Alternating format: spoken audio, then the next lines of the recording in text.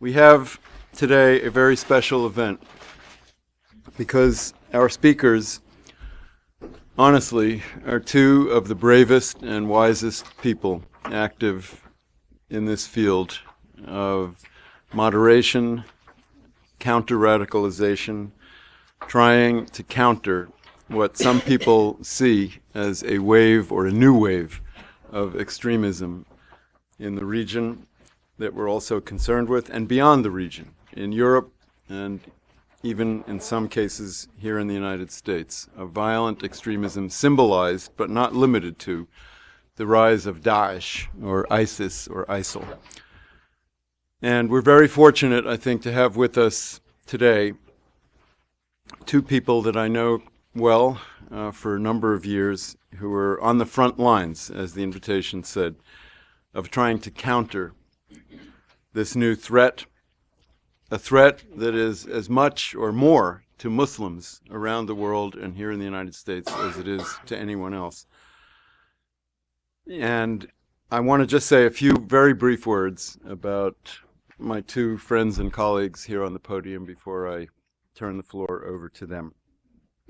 First, we have next to me on this side Professor Mohammed Dajani, whom I met in Jerusalem 6 or 7 years ago, and I've had the opportunity to work for him, you might say, as a guest lecturer in some of his brilliant seminars at Al-Quds University, teaching Palestinian students about moderation, about reconciliation, about dialogue and peace, and exposing them to American ideas and other ideas about all of these concepts.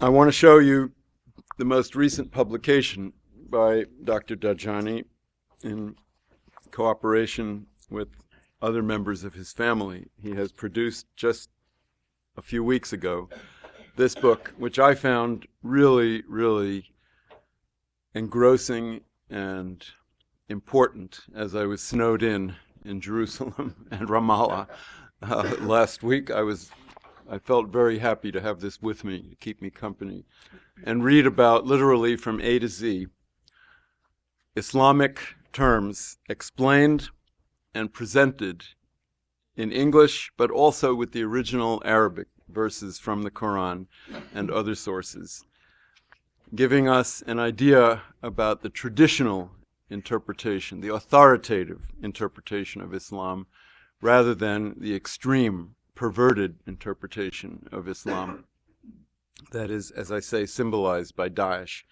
today. The book, Professor Dajani tells me, is available on the Wasatiyah website, the website of the movement that he founded in Palestine. For his efforts and for his bravery, Dr. Dajani has been exposed to threats and even violence. And I want to mention, those of you who saw the invitation may remember a photo of a car burnt to a cinder. That was Dr. Dajani's car in his driveway in the Beit Hanina neighborhood of East Jerusalem that was torched by unknown extremists on the very same day that he published in Fikra Forum, the blog that we have here that is dedicated to dialogue about countering extremism, on the very same day that he published a piece titled A Plea for Moderate Islam. That's the price that he has paid for articles like that, for taking a group of Palestinian students to visit the Auschwitz concentration camp, and for other activities aimed at reconciliation, dialogue, and moderate Islam. And he will tell you in his own inimitable words more about that in just a few moments.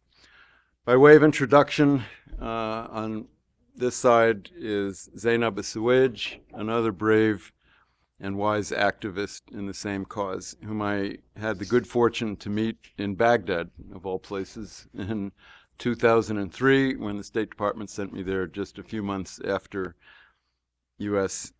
intervention in Iraq and the overthrow of the Saddam regime to work with Iraqis on some of these issues, including women's rights, including issues of reimagining a future free or freer of sectarian conflict and of oppression and of misunderstanding between Muslims and others and among Muslims themselves.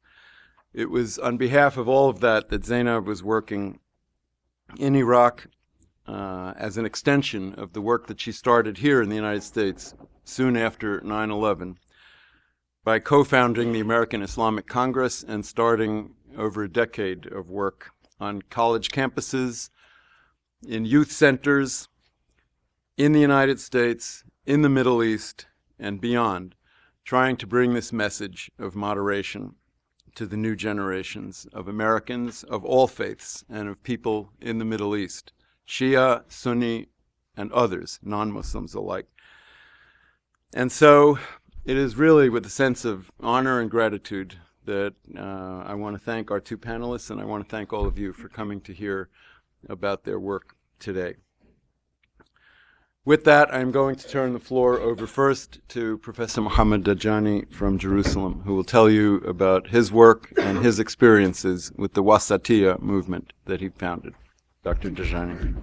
Let me begin first by expressing my thanks and appreciation for Dr. Robert Satloff, my friend, who invited me to be here at the Washington Institute, and to thank David also for his support being here. I will talk about three things, basically taboos that are within Palestinian societies that I try to confront and try to make cracks in the wall so that one day they may fall. And before that, I will give a brief introduction about who I am and about my family background. The first was the first taboo was regarding the United States and the Palestinian attitude towards the United States. The second is regarding Palestinian Islamic education, and the third regarding our visit to the Holocaust. And I try to be brief in order to be within the time. First, I'm Palestinian. I was born in Jerusalem, and I come from my family. Actually, my grandfather was buried in this tomb here, and it was between 1453 and he died in late 1562, and he was appointed by Sultan Suleiman to be the custodian, he and his family, the custodians of the King David tomb. And as a result, this was my family back in 1932. And so this is also this is the wedding of my father. And this is our family in the King David tomb neighborhood where we were living. It was in 1946. And so this is where actually the family were the custodians of the King David tomb, where there is the Last Supper until 1948, when that area fell within the no man's land, and then in 1967 it was taken over. I come from a family that actually was living in West Jerusalem in 1948, and then had to move to East Jerusalem, leaving everything behind. And as a result, this had great impact and effect on me and my family, in the sense of feeling the loss, feeling the deprivation, and so it impacted how we felt, our ideological background. One lesson I learned from my grandfather, was when he came home one day, he saw my grandmother have gone to the UNRWA, and she was very proud to tell him that she got an UNRWA refugee card, and she was carrying with her some bags of sugar and rice, and he got too upset and took the refugee card, tore it, and asked her to distribute the food to the neighbors because he said, I don't want to be a refugee. I'm not a refugee. And I learned from him being a refugee or being a loser is something we select for ourselves rather than it is something imposed on us. And as a result, he was able to push in his life and to become one of the notable personalities within the Jerusalem community, a member of the municipal council, a member of the Chamber of Commerce, and being very respected within the community. So actually this was my lesson from him.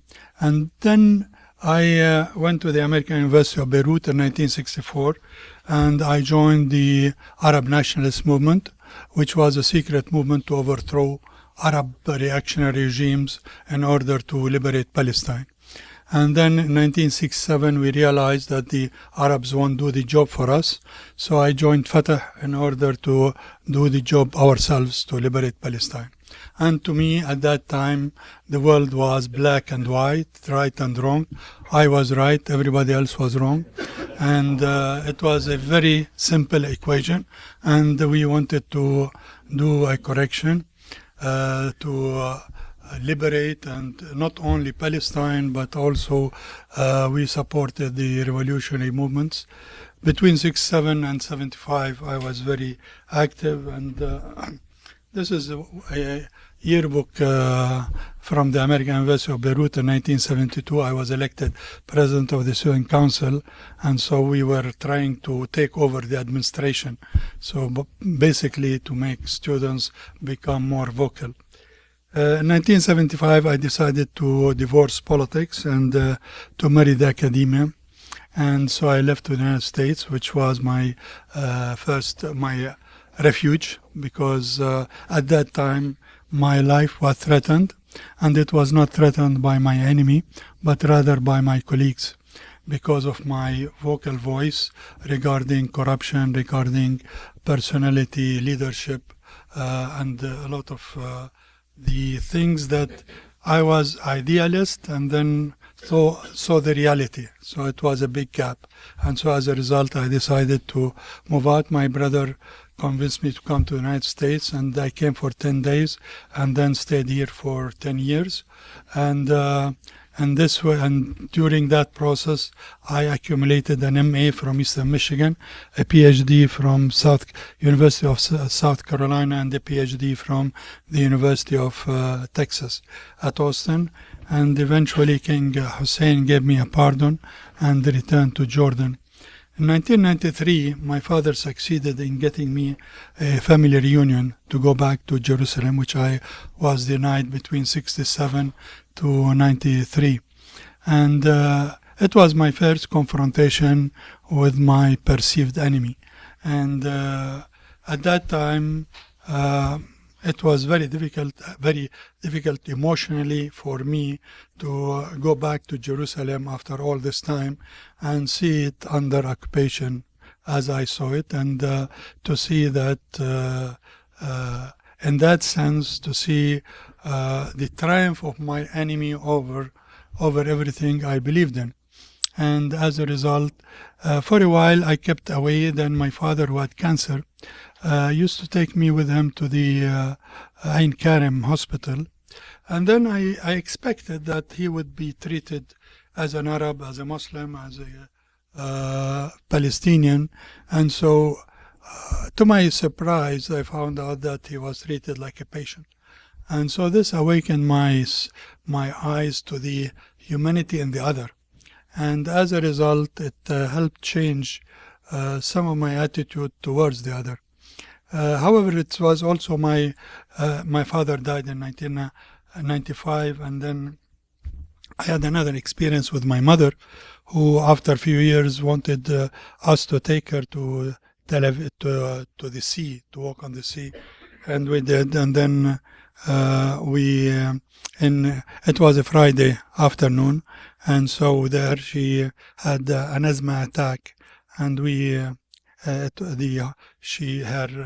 asthma inhalers were empty, so we had to drive her back to Jerusalem. And on the road, she had a heart attack, so we had to take the Ben Gurion exit. And to my surprise, when we told the soldiers, the guards on the airport gate, that we have the patient, they immediately vacated an area and then brought ambulances to help her. And then I watched my enemy help my mother. And then they took her to a nearby hospital. However, she died on the way. And so on my way back, I was thinking of her and thinking of the loss we had, but also I was thinking of my enemy who helped my mother. So in this way, I think that from that, it was a total change for me. And from that, I felt that this land, which I used to think that it cannot accommodate us and the enemy, and it would be us or the enemy.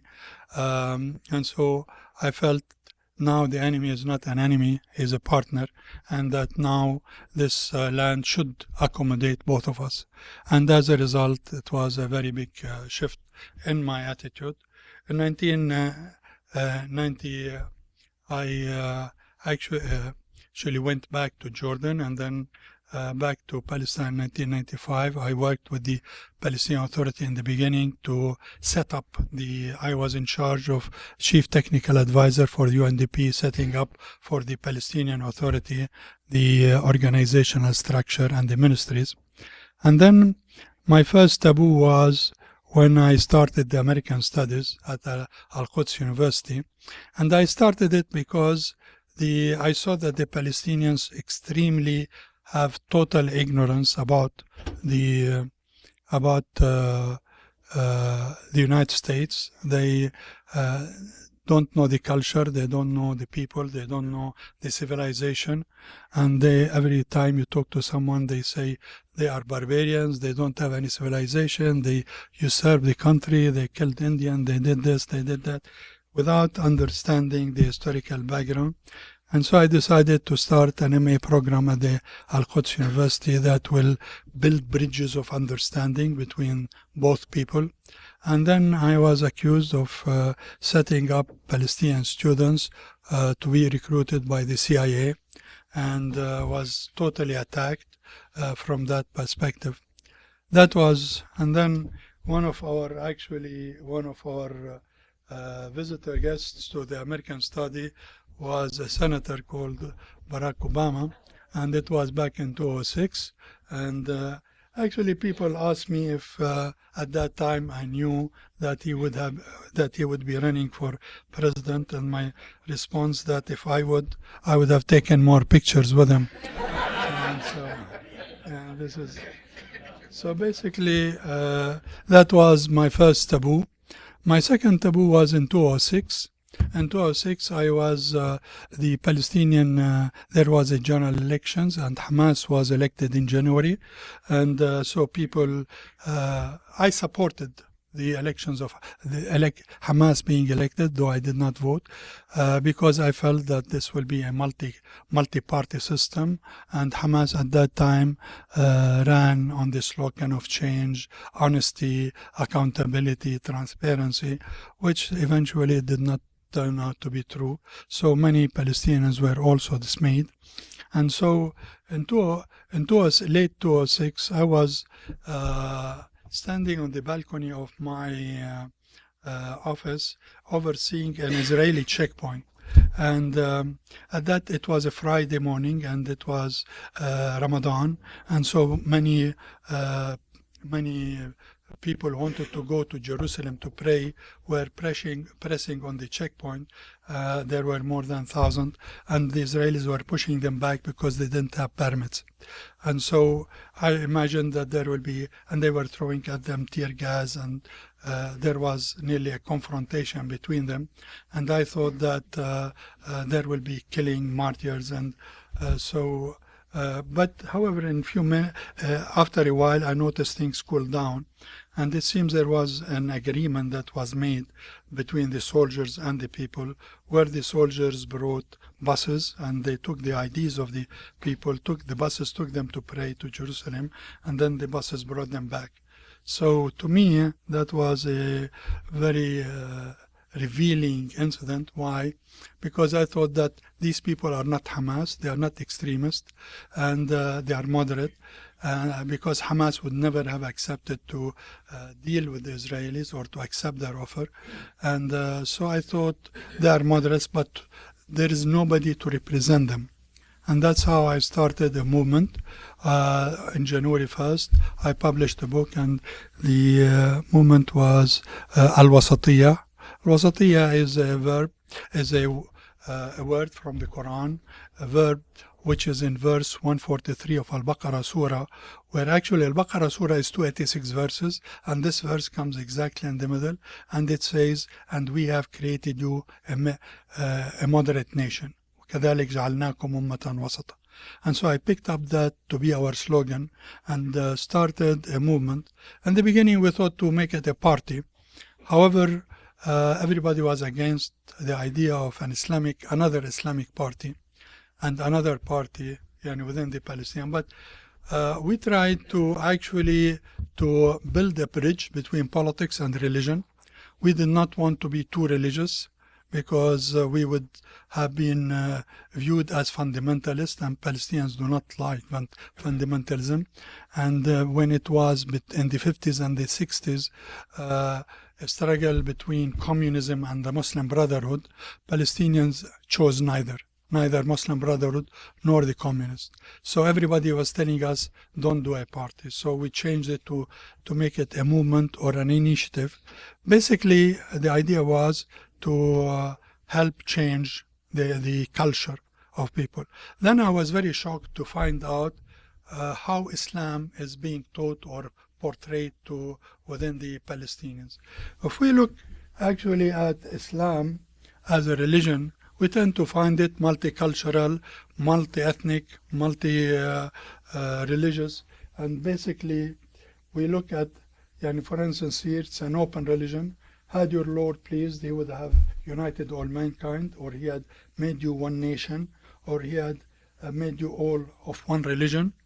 And or indeed, you do not guide whom you like, but God guides who he wills. So my role as a Muslim is not to be a preacher, because God is the one who will be preaching.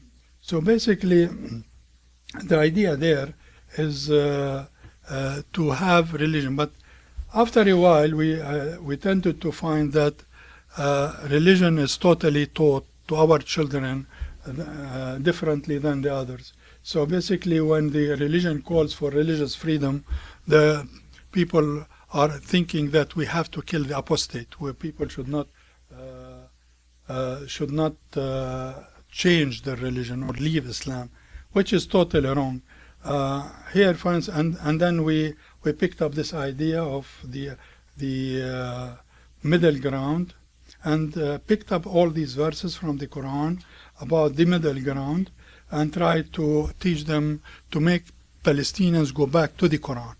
And this was also one and the quotes of the Prophet regarding. And then we tended to link with in interfaith dialogue with others regarding only one concept, which is moderation. So, however, when we started to work, we found out that there is a lot of challenges that we have, because the first thing, my picture was on Facebook with a red X on it, and saying, this is Dajani is trying to sell us American Islam. And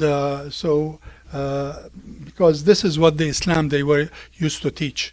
They used to teach that the heaven is divided into floors, and then on the fifth floor, it is the home of the Jews. On the sixth floor, the home of the Christians, which is totally is not in the Quran. It's not in the.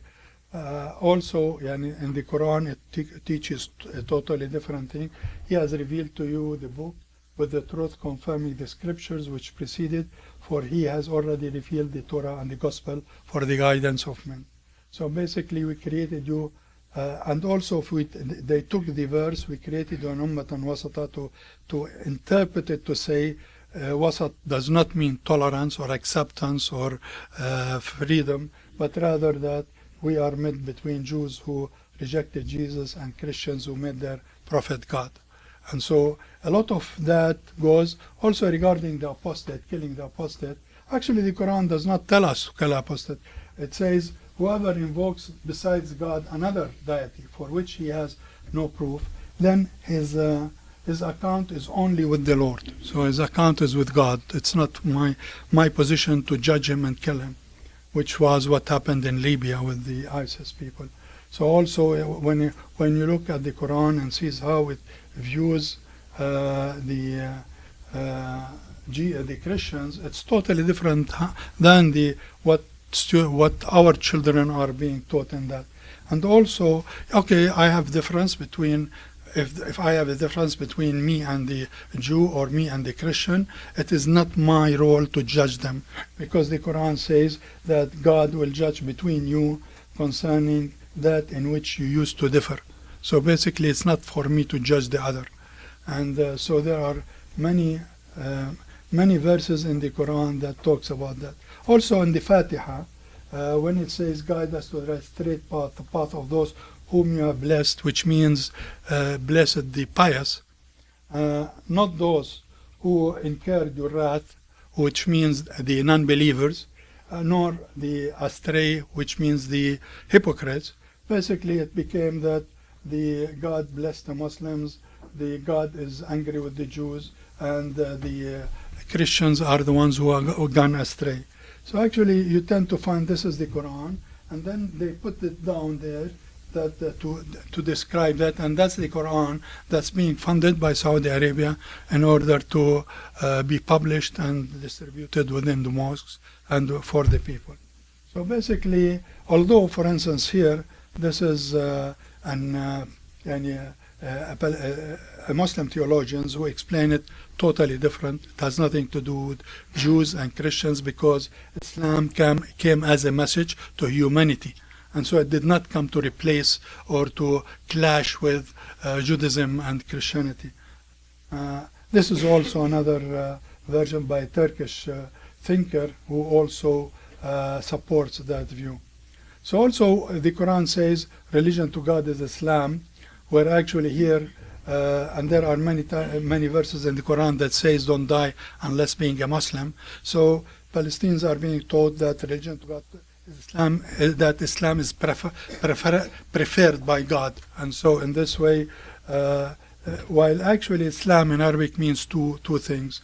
Islam means the word that it means to surrender yourself to God, to believe in God, or it means that the religion, the faith. So actually they took it to mean the faith rather than surrendering yourself to God, although in the Quran there are many verses in the Quran that goes to say that Abraham was Hanif, which means a Muslim, and that Jesus, his followers said that we are Muslimun. Also Moses, his followers said we are Muslimun, but not that they belong to the Islamic faith, but rather that they believe in God, they worship God. And in this way, but these are not being taught. The other one is the one which is being taught. Also, we are teaching our children that Jews are pigs, and this is actually in reference to two verses in the Quran where it says that God punished the Sabbath breakers to make them pigs and apes. So basically it's a punishment, it's a penalty, rather than, and it is for those Sabbath breakers. And so in this way, and these are the verses there. Also, the Christians are being described in the Quran totally different than than they are taught. Also the Hadith, and the Hadith has been fabricated to include a lot of enmity there. And particularly, for instance, this is a Hadith that where Mohammed goes visit a Jew and then turns him to a Muslim, and then he says that I saved him from hell, which is totally not true. And also this famous Hadith about the Judgment Day, where it says that people will not, that on Judgment Day Muslims and Jews will kill each other, and the Muslims will triumph, and a Jew will hide behind this tree or stone. Also, this is being taught as a hadith in different schools and different books, but it is also, and it's taught by the Mufti. It is on Hamas charter, but it's also, it's a fabricated hadith, and it has its origin in Christian mythologies from the past. So basically the Quran does not, it says, children of Israel, remember the blessing I bestowed on you, or remember that I have bestowed favors upon you. So really it doesn't say that we have to fight Jews or kill Jews or that there will be a battle there at the end. So basically this is where also this is story of the Prophet, where a funeral passed by him, and then he stood in respect, and he was told this is a funeral for a Jew, and then he said, isn't he a human soul? And so also, and in that sense, so basically this is what we do, and to build bridges within the community, and to help in the to encourage enlightened Palestinians regarding the Quran, because from my experience I have found out that many who pray 5 times a day have not read the Quran, or if they read it, they do not understand it. However, the preacher in the mosque is the one who teaches it, and as a result, we tend to find a lot of hate and anger because of the conflict. If we would not have had the conflict, they definitely, in Pakistan, in Malaysia, and you tend to find a different version of Islam. However, the conflict looms on and that's why when I come to say that this is not about Jews and Christians, people are extremely upset with me, because they think as if I'm being westernized. However, I always go back to the Quran and try to help them see the Quran and to see text in the Quran that does not support that. The third taboo was our trip to Auschwitz, in which, so how much time do we have? Is it? Please, yeah. In that, Can you talk right into the microphone? Yeah. Thank you. So that the Actually, online can hear you. yeah, this was, I went to Auschwitz with a French organization called Al-Din back in 2011. And till then, I didn't deal with Auschwitz. And to me, it was a taboo topic, and I did not want to go there.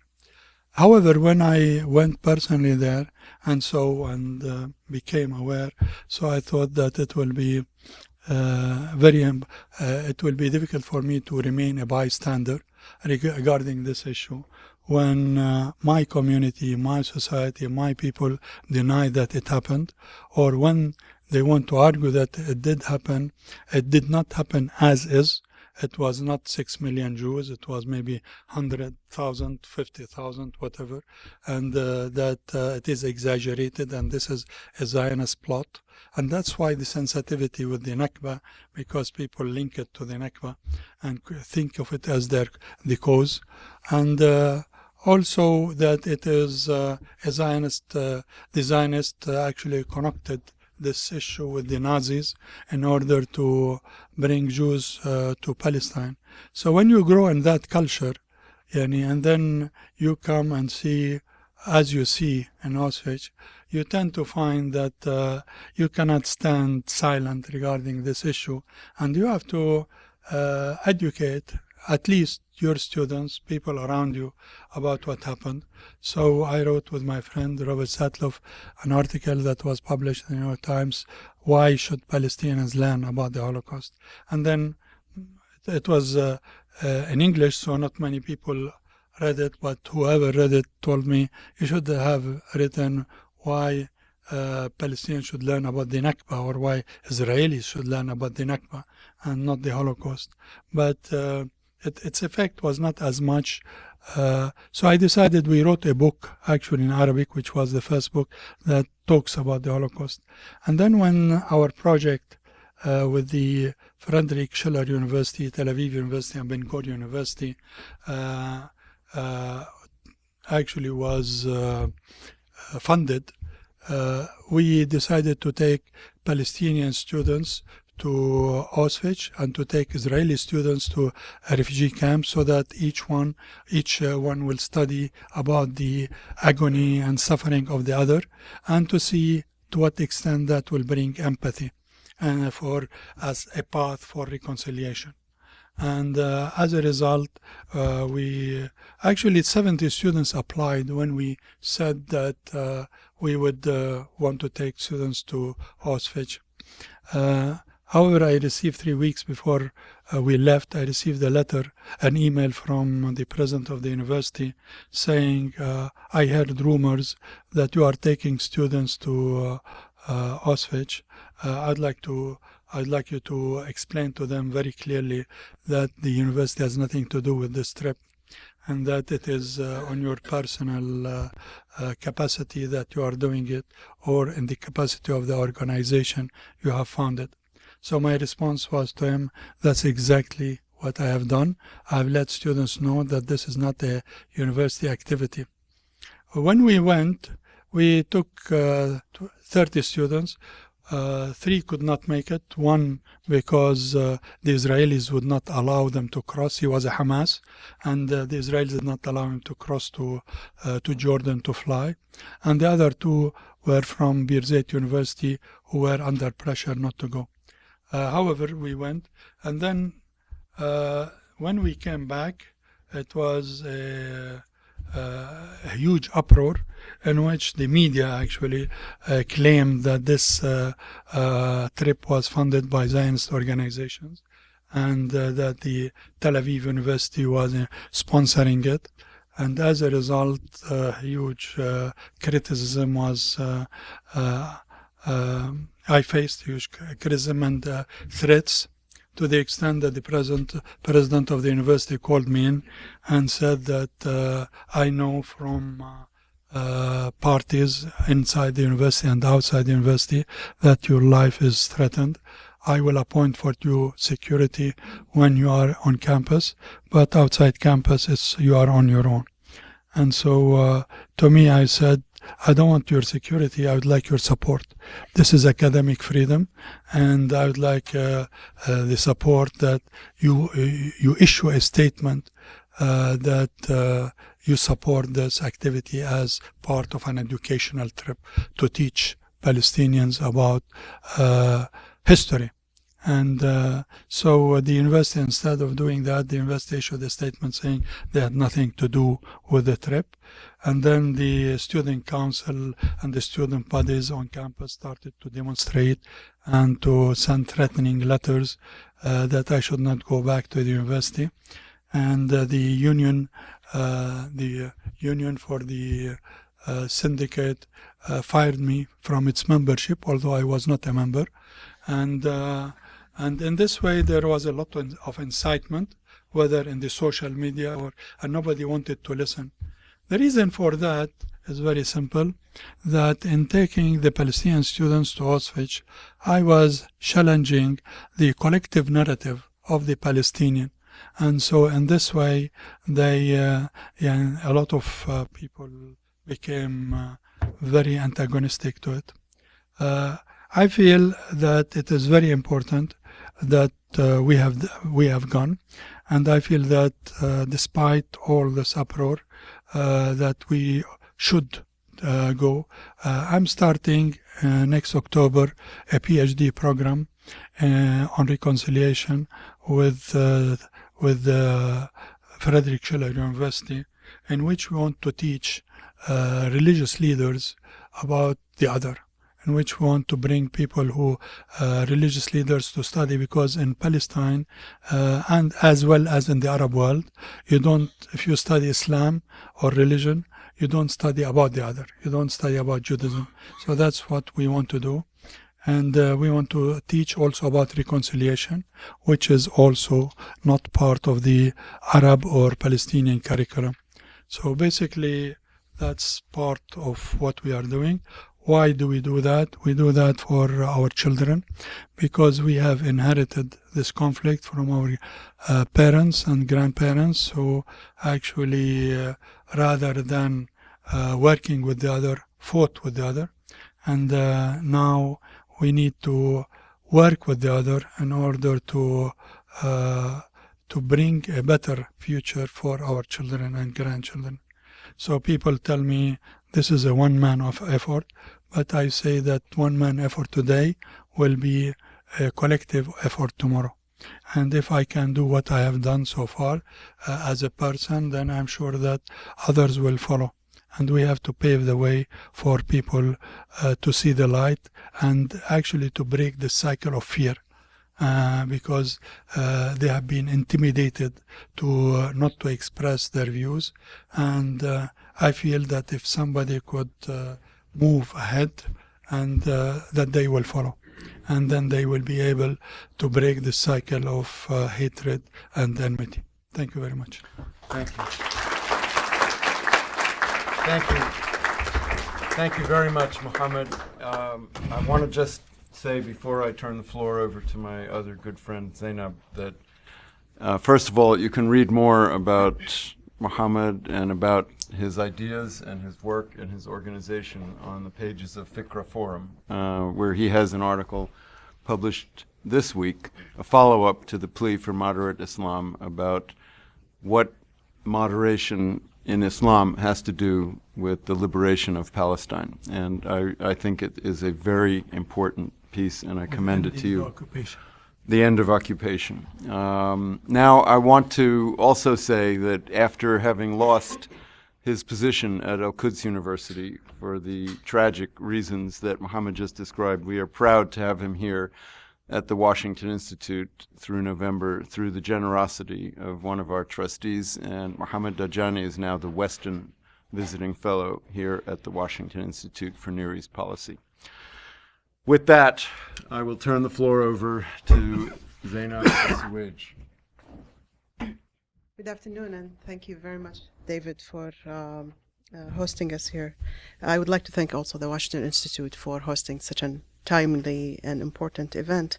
And it's really hard to speak after this compelling story and great work that Dr. Dajani has been doing all along. So I feel like with the work that I do, I am just, there is nothing comparing to the challenges that he have been facing all along.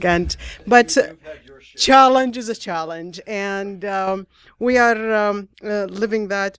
Probably he's dealing with that overseas, but we're dealing with other challenges here in the U.S. and also many other places around the world as our work expands to many different countries. What a topic you have picked. Fighting for moderate Islam. It's the topic, and we are trying so hard to look into the idea, the ideology, as our mind and thoughts has been shaped by the media, as well as by the violence that we see on TV and by all the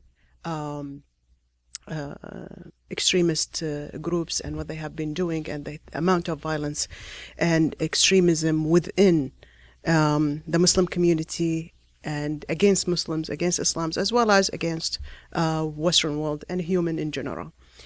This is not a new topic. Goes back and forth. We have different levels and measures.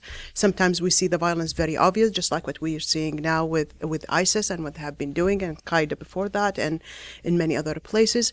But we are looking into what we are facing here. I wanted to start with something similar to what Dr. Dajani has said. My background, I come from Iraq. I'm a granddaughter of an Ayatollah. And many people saying that, how that comes to this and how it worked out. It did. I was a teenager, and I was part of the uprising against Saddam Hussein in 1991. And starting a troublemaker at an early age is not always an easy thing. But and then I was injured and hiding for a few months until I managed to leave Iraq. I came to the U.S. and started, college, establishing a family and all of that, and 9/11 happened.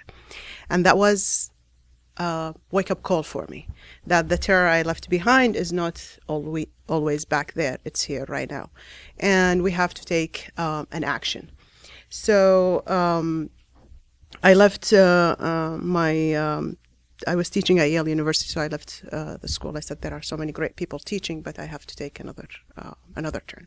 So I co-founded the American Islamic Congress to work on the issues of human rights, civil rights, understanding, as well as how to encounter radical voices within the Muslim community, which is something was not on the table at that time. Especially among inside the Muslim community. After 9/11, the immediate reaction was, stop profiling us, we're not as bad as you think. And no one is looking really into how much there is an extremist within our community. It's not necessarily comes always in a violent way until you go kill that person or go explode these things, but set up the stage for such an action. And these kind of, sermons, programs, youth project and activities, and pamphlets, books that's been distributed in certain community centers, certain mosques, certain organizations. It's been repeated over and over again, and helps set up the stage for if anyone has the will or the thought to take an action or to do something violence later on, then they have all the basic that's been set for that. What can you do? American Muslim community, it's very diverse. It's a relatively big community spread all around the country. Many of them, they want to live a normal life. They don't want to deal with any issues. They want to go to work, come back home. Their kids are in school. They go to soccer practice after that, and life is good. But some of them are involved. Many of these people are involved in many activities, and these certain activities raise a big concern. And this big concern is we are, and our youth here are the first victim of it. This dangerous sermons and pamphlets and activities call for, it's against the West, and also emphasize on the idea of victimhood and dehumanizing others who are not who do not believe in the same ideology of the extremist. And this is the danger that we are talking about. Not necessarily that what we are seeing back happening in the Muslim world or in the Middle East in terms of violence is going to happen here. But there are links to it. The ideology of extremism and radicalism, it's actually widely spread. And sometimes we do not hear it, we don't see it, but the people who are involved and monitoring these kind of things, it's very obvious and very clear.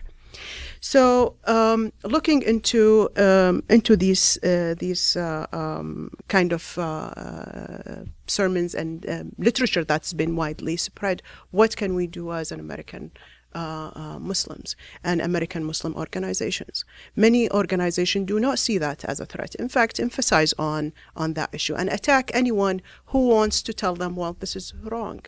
Yeah, we know it is, but we don't iron our dirty laundry out there, Aaron.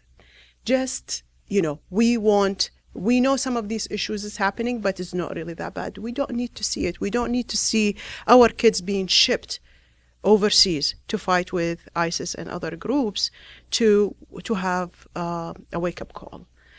Many people looking into what's happening, not necessarily something big, but there are signs, and these signs have not been picked on. They said, oh, well, after 9/11 we are safe because the FBI is watching and this and that. No, it's not. I attended some of these conventions for a certain organization. What's been said inside these rooms, sometimes in Arabic and other languages, is different. And the FBI has the booth outside recruiting. And so you start wondering what is going on. They are really not looking into that, or there is something else that we really do not know about. We talked many ideas has been passed, especially in the past week or so. People, especially after the summit at the White House, the counter violence extremism summit, many programs have been provided by the government in too many different areas, and also they want to extend these kind of programs overseas. These programs to basically work with community leaders and youth and members of the active members of the community. But have we really looked into the issues, the fundamental issues? Have we looked into the ideologies that's been spreading and also clashing with what we are trying to do? Are we aware of the leaders that we are working with? Are these leaders really supportive of our ideas and what we are trying to do, and willing to make that change? Are they the right groups without any linkage to other groups overseas or any other ideologies that has been brought up from other places? All of these questions we have to look into. At the same time, are we diverse in our approach? Are we bringing all the voices in there, or only one voice, or only one group? This is very important issue to address, because we see there are a lot of voices been missed and not really represented. It seemed to me that the most people who are in there, they make these accusations and suggestions about, against the West and the idea of victimhood. And when you feel that you are a victim in the community, you become charged. You become angry. You become, you want to vet that in a certain way, and that's what we are trying to combat throughout our work that we do in many different places. We have a program right now in many different college campuses called Project Noor, and this program is in over 55 colleges around the country to work with young Muslim non-Muslim students on issues of human rights and civil rights, and on how to counter extremism within our own community in any shape and form. This program, it's really amazing, because with the student just started a campaign called Voices Against Radicalism. And each group, they started to look into how can that individual young student on college campus be able to project his voice or her voice to counter and to these radical voices that they are seeing. So we're not saying the radical voices are only overseas. No, but here sometimes it does exist in our campuses, and we have seen it. We have witnessed it. We have seen events like that, and how many people get harassed and get bothered by these kind of harassment that they are witnessing on a daily basis.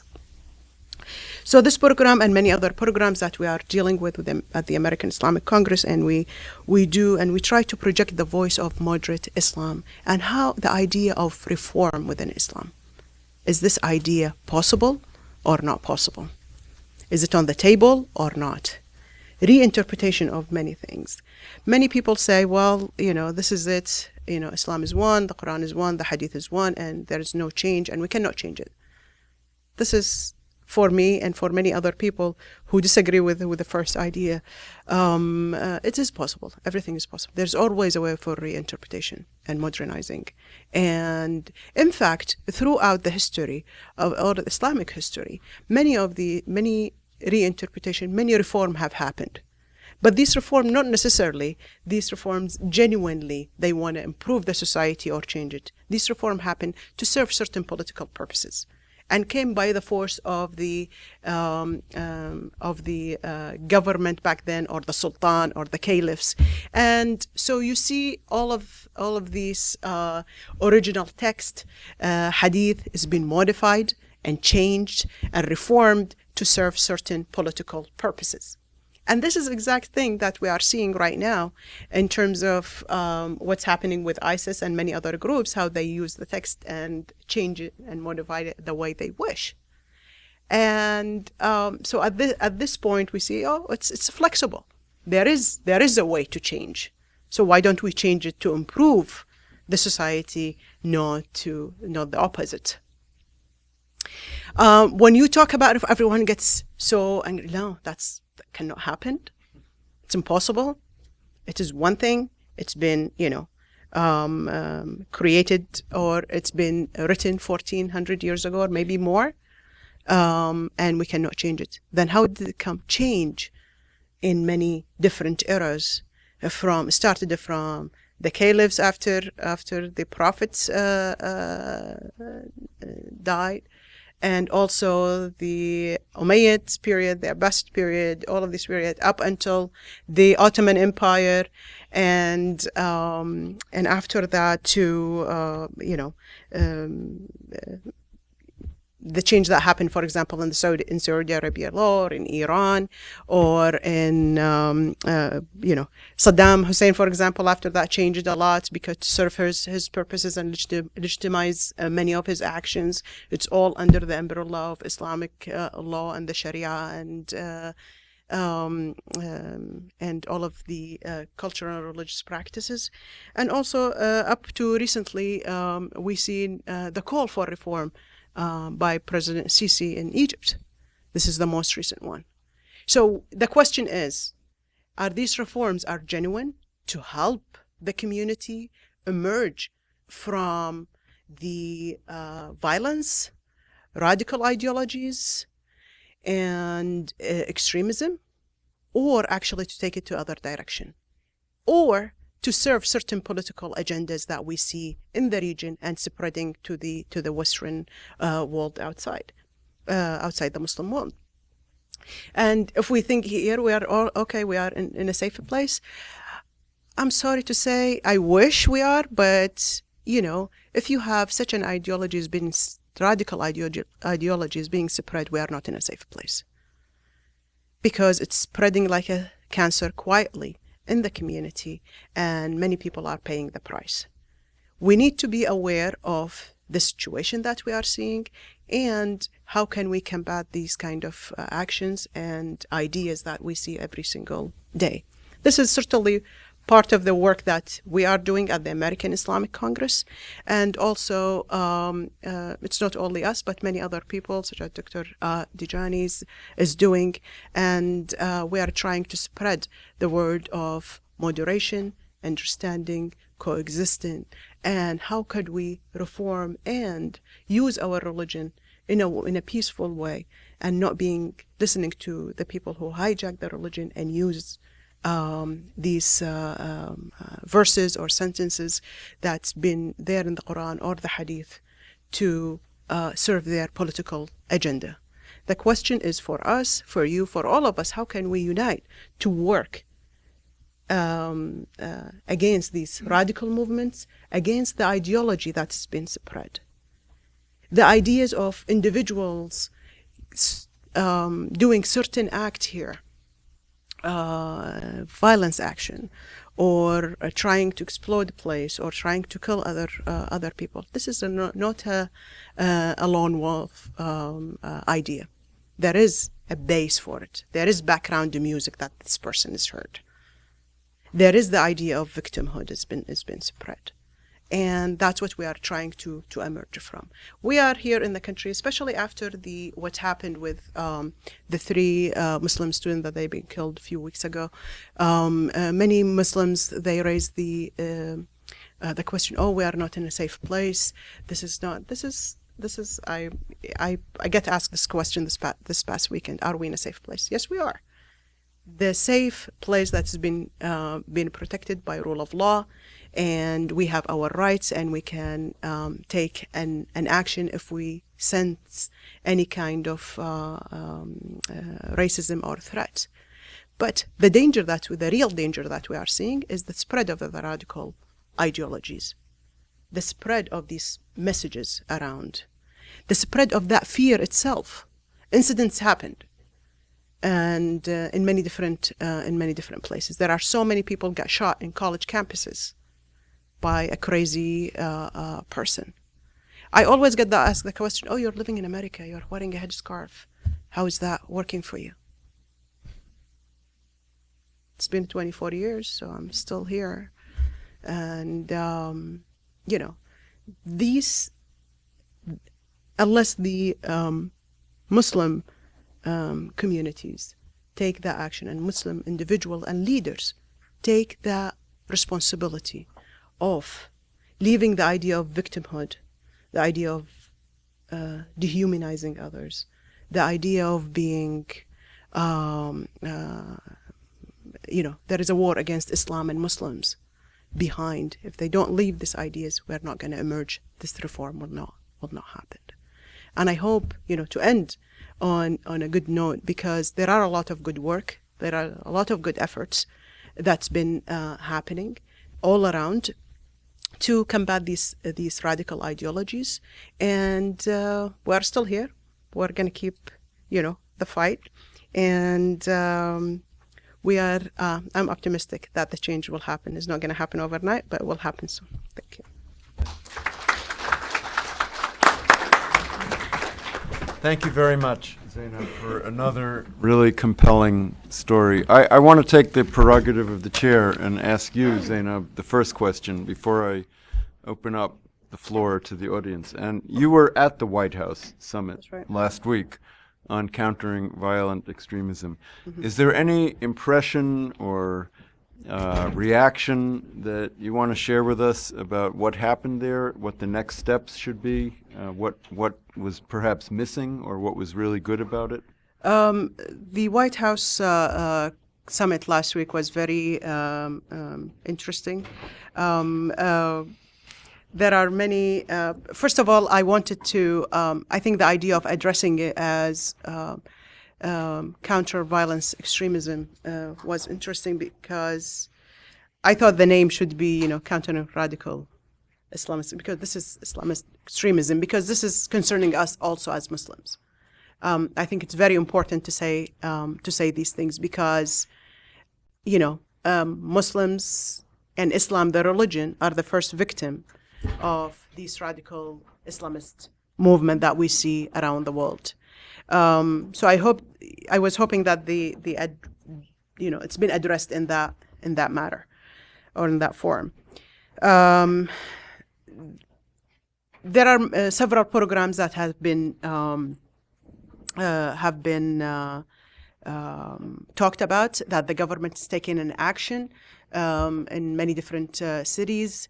Several NGOs are working on issues of countering violence extremism. Also, the countries that they were, many countries that participated in that conference. I felt there are, what was missing is the diversity within the voice. I don't need to call only people from certain groups or certain ethnic background, or, if we are talking about this, everyone is affected, so everyone should be there and should be inclusive. The president mentioned that, we are not in a war with Islam or Muslims. But we are still finding a lot of people, even within the conference, are, debating what he said. And so I was not surprised, but I was surprised that these people get, the platform to talk about these issues, and when they are, they don't have that much of a believe in the system. So that's what I felt. And then as a result, it's early to say. Okay. There are a lot of genuine programs that needed to be addressed, and there are a lot of efforts. But in terms of result, I think it's still early for that. We need time to see what's going to come out. There are money has been pledged to create programs and to on counter and combating extremism, but these things are still okay. And talking, nothing concrete yet. Okay, thanks. I really appreciate that. And now I'm going to turn the floor over to you. And yes, sir. My question is for Dr. Dajani. Please, I'm sorry, I should have said, I've been asked to ask you to stand up, and because there are microphones. I'll try to speak in a way that carries. And introduce yourself. Scott, I work for the State Department. Dr. Dajani, first, thank you very much. May the seeds you plant grow many trees and bear much fruit. But my question is, how many saplings are out there already? Are there any other similar initiatives or programs at any other Arab universities throughout the Arab world that parallel yours? Unfortunately, not so far. Unfortunately. And that's actually, I was trying to talk to many of our American friends that if they could start a PhD program in Abu Dhabi in American studies, or also if they can start such a program in reconciliation. Also, the American studies can include both, because unfortunately, we don't have any experts in the Arab world on American affairs who knows it well, who teaches. I'm talking about people in the universities. And so my suggestion was that to start a PhD program in Abu Dhabi, for instance, where they could, where you can bring in people from the Arab world who could do a PhD and could go back, and at the same time include the values that American stand for, that they, for instance, which is very common values with Islam and with others, but we have to focus on what we share with each other rather than how we differ with each other. And this, I think that this is very important, because in Palestine, for instance, I left now the American studies, and there are no professors who teach or have any specialized learning about the United States. So it's very sad. That's why I'm starting this program in reconciliation to give a PhD program with Frederick Schuller. Students will be spending 2 years in Palestine and 1 year in Germany. But they will be learning about reconciliation, empathy, conflict resolution, comparative religion. We want to bring in imams who know nothing about the other, and to teach them about Judaism, about Christianity, about other religions. Thank you. Other questions from the audience? Yes, sir. Special Agent David Caney with Homeland Security Investigations. A question to both of you, actually two questions. With regard to the Islamic State and its recruitment and how successful it is recruiting youth, what do the two of you find to be the message that is resonating most strongly with Muslim youth around the world? What is, if it was something above all else, that is really resonating to raise recruitment? And then to Ms. al-Suwaij, a question specifically to you with regard to what you're seeing domestically for not just Islamic State, for all these extremist or insurgent groups in the Middle East that are recruiting here. Are they doing it overtly, or are they selectively identifying individuals within certain Osra, within certain mosques here in the United States, and then going to private Osra to further recruit people to go and fight in Syria and Iraq? Thank you. Okay, thank you for your question. Why don't you start? Thank you very much for your question. It's actually very, very important. Recruitment methods.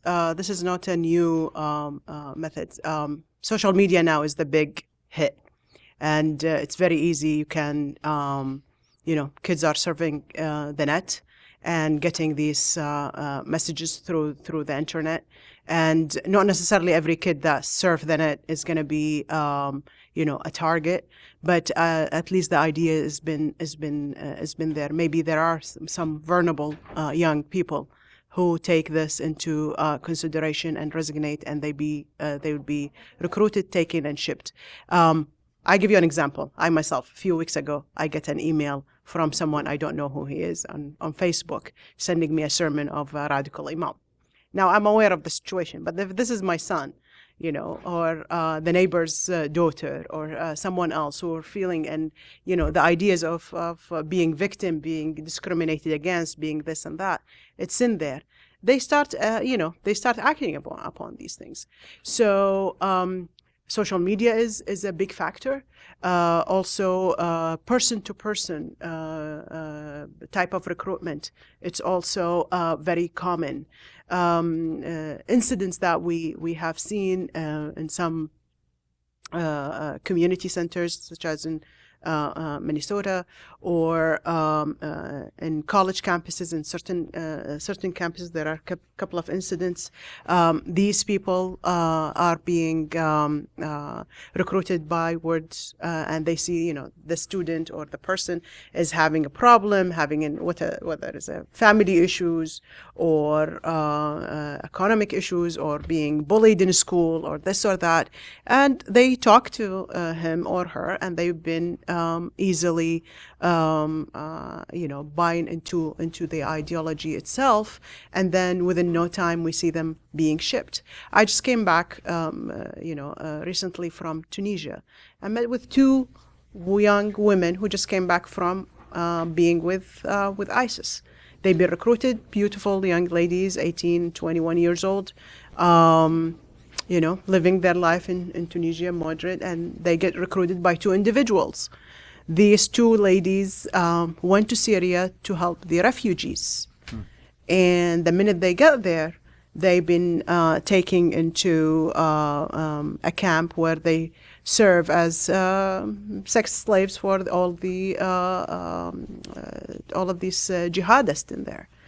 And I asked one of them, why did you stay when you saw, that this is the situation, that's why you'll be recruited? She said, the minute we get there, there is another young lady was in the camp, and she starts screaming, and she said, that's not why I'm here. They slaughtered her in front of us. So we didn't want to end up dead. But then I think their compound get bombed, and they run away, and that's why they went back to. How long they been there? They stayed there for over 6 months.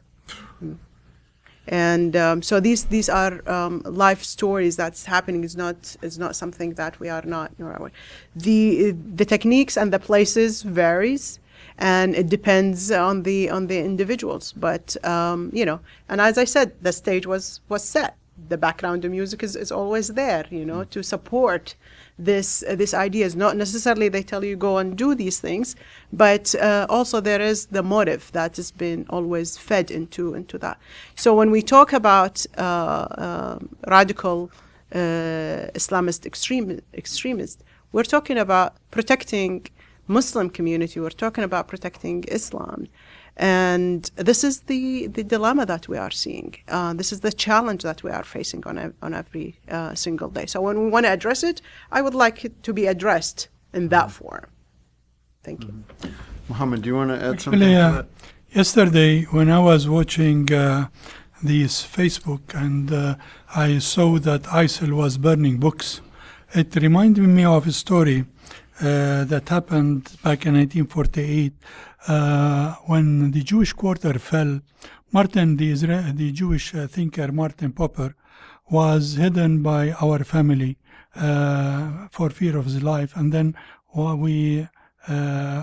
the family got him out of the Jewish quarter when it became a little bit easier. And then the Iraqi unit, the commander came over to look for him, and then they didn't find him, but they found his library, and they wanted to burn the library. And my relatives stood up and tried to prevent them. And then they talked them in Islamic terms. They said, do you want to burn the library so that it will be said about Muslims that they burn books, when God have said, and God increased me in knowledge. وَقُلْ رَبِّ زِدْنِي عِلْمًا. And so the Iraqi commander stopped and said, we do not want that to be said about Iraqis. So I think that we have one of our PhD students, actually we were surfing the websites as PhD candidate and trying to see what is being said about which is radicalized from these quotations which are not true, and trying to respond to them. And I think this is very important, that there should be a unit that's specializing with the social network, not only to identify who is saying what, but rather to actually put on the website quotations of moderation and quotations that will promote the concept of to undermine radicalism, because radicalism, it's like a pond which is you have to dry the water so that the fish will not survive, and you cannot end ISIL with bombing because it's an ideology. You have to fight the ideology, and the way to promote, to undermine the ideology is to promote another ideology, and the other ideology is balance and moderation. So if you could here promote the concept of moderation so that these young people, and I said this 7 years ago in Germany for the members of parliament there when they invited us to talk about moderation.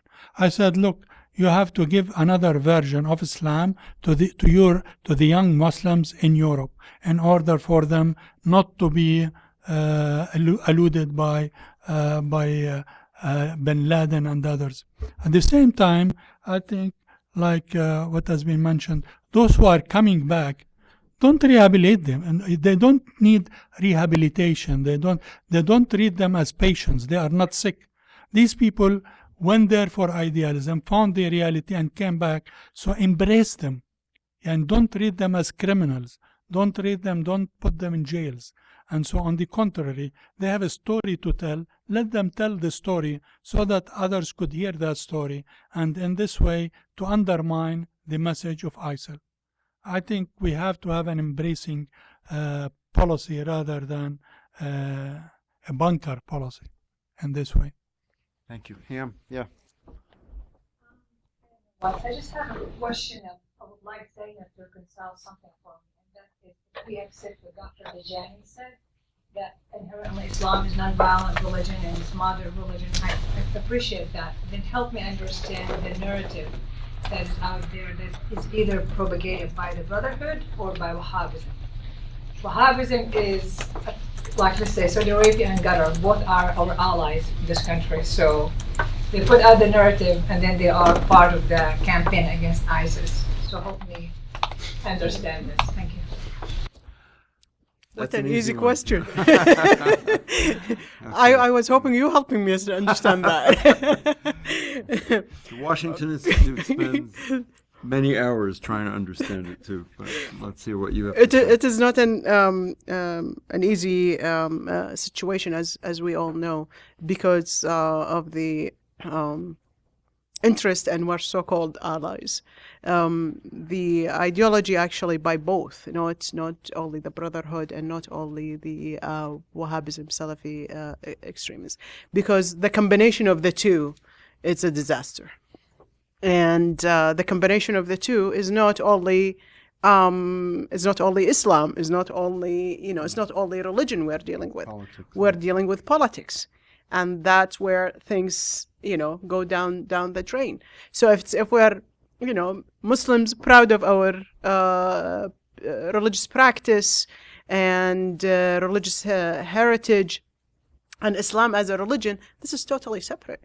But now we are, combining so many factors, combining political aims and goals, combining goals of conquering the world and having Islam being the solution. And having the ideas of the radical ideology being spread and being followed, and whatever comes with that. So, what ISIS has been doing, what Al-Qaeda has been doing, with all of these radical groups are been doing, it's not we're talking, the cover is great, where there is the Islamic State, there is the Brotherhood, the Muslim Brotherhood, there is this group or that group, there is this country that's run by Islamic law and Sharia, but also there are the political aims. Don't differentiate the dictatorship, the oppression that people are under in many of these countries and many of the places. So the situation is really difficult. my son, when he was young, when he was little, he used to say it's very simplicated, and we are, exactly that term is it's in there, and so what we need in here right now is to separate the idea, and also we pick our real allies who are, not only they are with us in fighting ISIS, but at the same time they are funding ISIS. So, these kind of things we need to put into consideration. We need to pick our own real allies who differentiate between these two things. Go ahead. The problem with the United States here is that there is separation between religion and the state. And actually the other does not separate between the religion and the state. So here when you are talking about billions of dollars being spent on military hardware, not much is being spent on soft messages.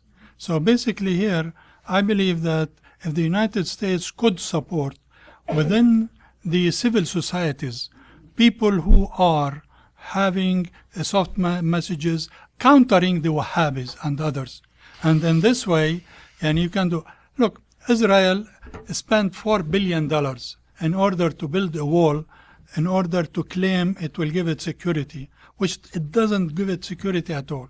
So basically, I tell my Israeli friends, if you would have spent half that amount building hospitals for Palestinians or schools or whatever, you would have gained their hearts much more than trying to suppress them or trying to bring them down. Same thing with ISIL. ISIL will not be beaten by military hardware, which is billions of dollars being spent on it. Spend a small percentage on actually supporting within the Arab world, within the Muslim world, those who have a message to say, which is a message of true Islam. I believe that it will be worth it. Yes, sir.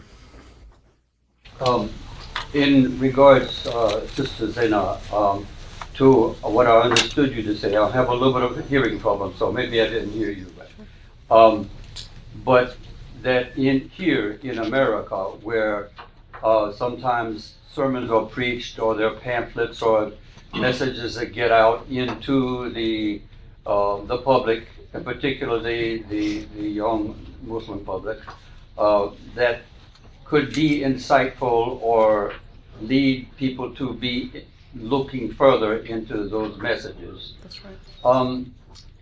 How is there in the Muslim community? Is there or are there leaders or organizations that we could know about that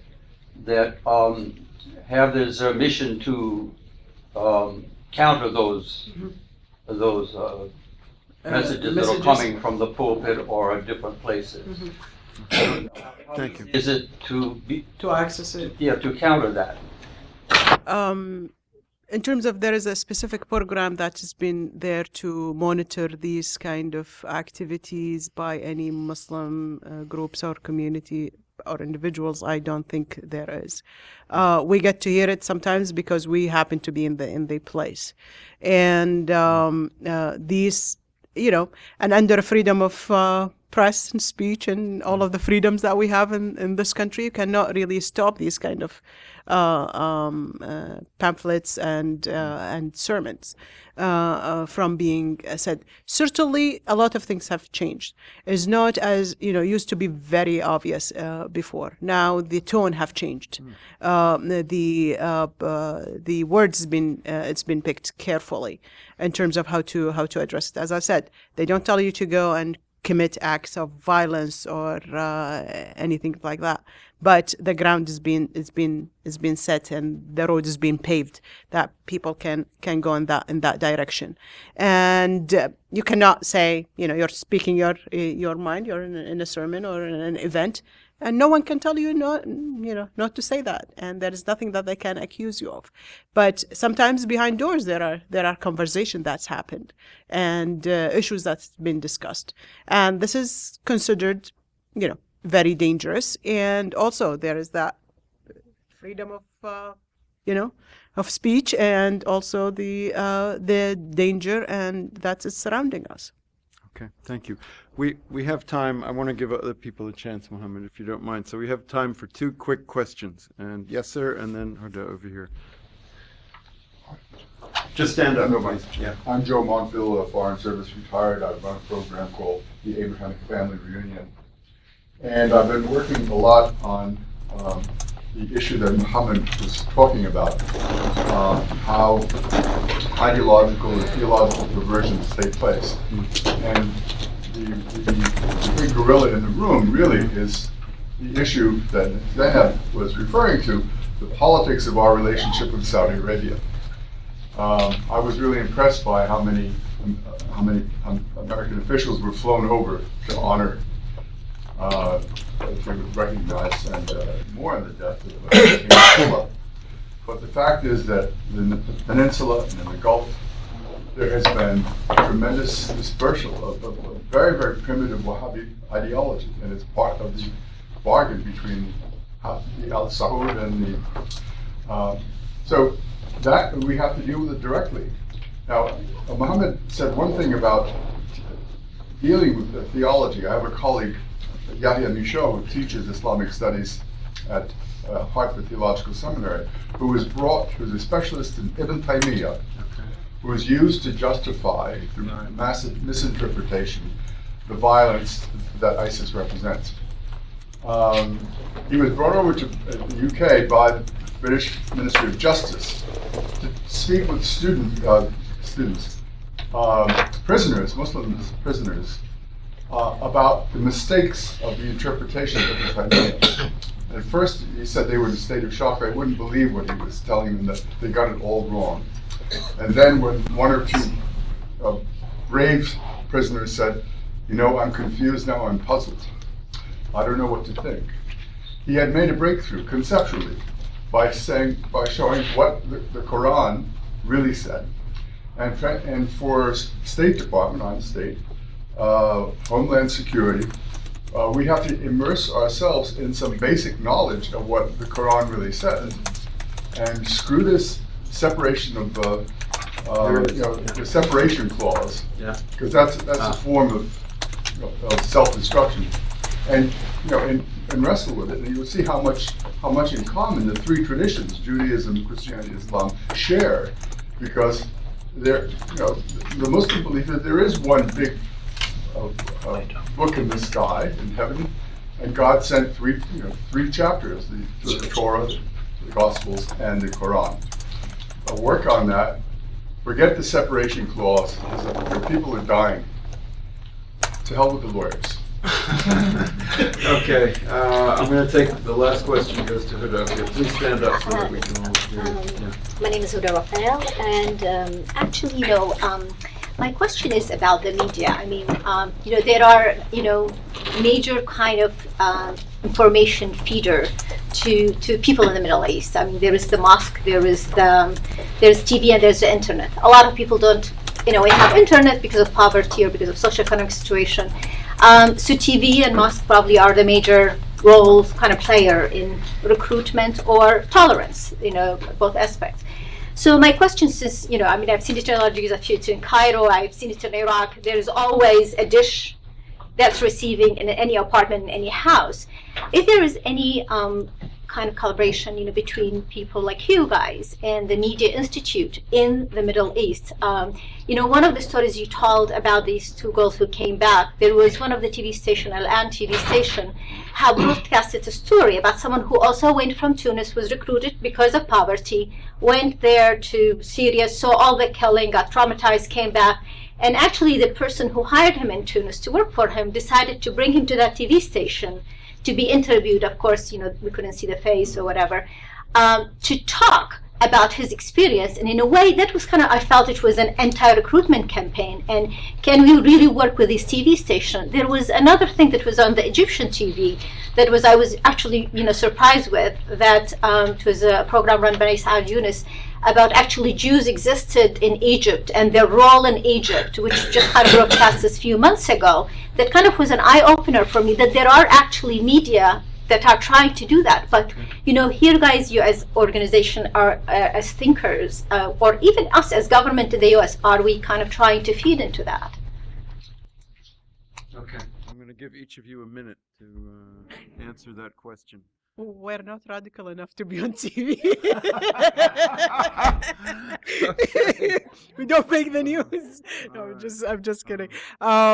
Actually, it's the voices of reform or moderate Muslims is not always taking. Okay, you go to the different media outlets and you talk to them about these issues that we truly care about and we see it happening. They do not really pay attention to it until something really happened.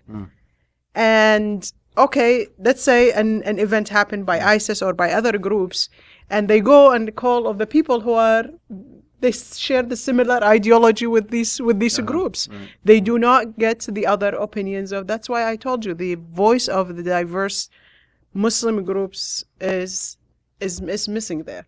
There are only certain 1, 2, 3 people that they claim that, from certain organization or so on, they claim that they speak on behalf of the Muslim community in America and elsewhere, and their voice is always being broadcast. Well, that's what we are missing, the diversity of the voice and also the diversity of, the leadership. And that's, this is something that the media should know more about in terms of, okay, they brought one person or second person, but we need people from different backgrounds here. Okay, Mohammed, would you like to say something about the Palestinian media in this? The problem is with the media is the nature of the beast, and in the sense that the media, if it bleeds, it leads. When we do things which are collaborative with the Israelis or with others, then it doesn't get any news. While if we fight them or beat them or kill them or they kill us or whatever, it gets headlines. So this is part of the problem, and I believe that, for instance, in our case, when regarding when we went to Auschwitz, actually it was the media who caused most of the problem, because Haaretz published an article about the trip, and then Al-Quds newspaper translated that into Arabic, and instead of saying German university, said Tel Aviv University. Instead of saying 2 Holocaust survivors accompanied the trip, said funded by 2 Jewish organizations, Zionist organizations. So basically, they incited that, and then they will not say anything to take back what they have said. So basically, I believe that we cannot do anything that in order to influence the media. It is the media who should take the step to promote the cause of peace and reconciliation rather than conflict and hatred and others. And that's where Fikra Forum comes in. So thank you. Indeed. Thank you for that. And I want to say thanks to all of you for being here and to my 2 wonderful panelists for a really compelling presentation.